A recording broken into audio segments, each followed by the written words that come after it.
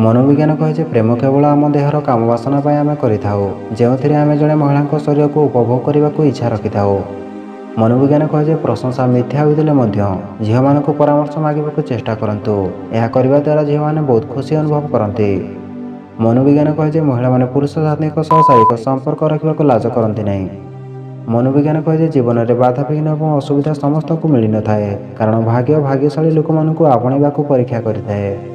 मनोविज्ञान कहे जे शारीरिक संपर्क समय जड़े महिला जुनियार साधारण आकार ठारू 2 गुण अधिक बढ़ी जाए।